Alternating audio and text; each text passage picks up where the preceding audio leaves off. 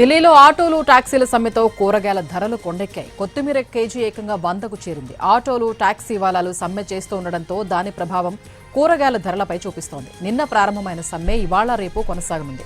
ఇటీవల ఢిల్లీ ప్రభుత్వం కమర్షియల్ వాహనాలపై పర్యావరణ సెస్ పెంచుతూ తీసుకున్న నిర్ణయాన్ని వ్యతిరేకిస్తూ క్యాబ్లు, ఆటోలు, ట్రాలీ యజమానులు బంద్ నిర్వహిస్తున్నారు. దీంతో రవాణాకు ఆటంకాలు ఏర్పడడంతో మార్కెట్లో కూరగాయల ధరలు భగ్గుమంటున్నాయి.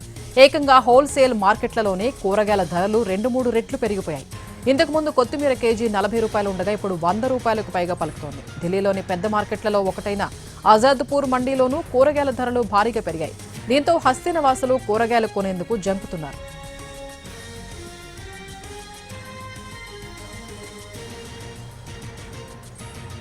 ప్రస్తుతం ఢిల్లీలోని అనేక ప్రాంతాల్లో కేజీ అల్లం 130 రూపాయలు పలుకుతోంది. అలాగే కేజీ నిమ్మకాయల ధర 100 రూపాయలకు చేరింది. సమ్మె కారణంగా మార్కెట్లో కూరగాయల సరఫరా తగ్గిపోయింది.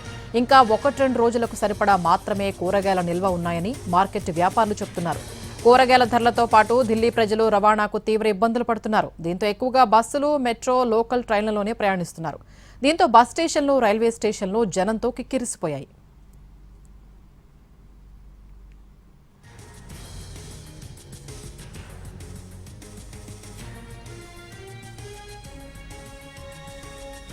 ఢిల్లీలో ఆటోలు, టాక్సీల సమ్మెతో కూరగాయల ధరలు కొండెక్కాయి. కొత్తిమీర కేజీ ఏకంగా 100కు చేరింది. ఆటోలు, టాక్సీ వాలాలు సమ్మె చేస్తూ ఉండడంతో దాని ప్రభావం కూరగాయల ధరలపై చూపిస్తోంది. నిన్న ప్రారంభమైన సమ్మె ఇవాళ రేపు కొనసాగనుంది. ఇటీవల ఢిల్లీ ప్రభుత్వం కమర్షియల్ వాహనాలపై పర్యావరణ సెస్ పెంచుతూ తీసుకున్న నిర్ణయాన్ని వ్యతిరేకిస్తూ క్యాబ్లు, ఆటోలు, ట్రాలీ యజమానులు బంద్ నిర్వహిస్తున్నారు. దీంతో రవాణాకు ఆటంకాలు ఏర్పడడంతో మార్కెట్లో కూరగాయల ధరలు భగ్గుమంటున్నాయి. ఏకంగా హోల్సేల్ మార్కెట్లలోనే కూరగాయల ధరలు 2-3 రెట్లు పెరిగిపోయాయి. ఇంతకుముందు కొత్తిమీర కేజీ 40 రూపాయలు ఉండగా ఇప్పుడు 100 రూపాయలకు పైగా పలుకుతోంది. ఢిల్లీలోని పెద్ద మార్కెట్లలో ఒకటైన ఆజాద్పూర్ మండీలోనూ కూరగాయల ధరలు భారీగా పెరిగాయి. దీంతో హస్తినవాసులు కూరగాయలు కొనేందుకు జంకుతున్నారు.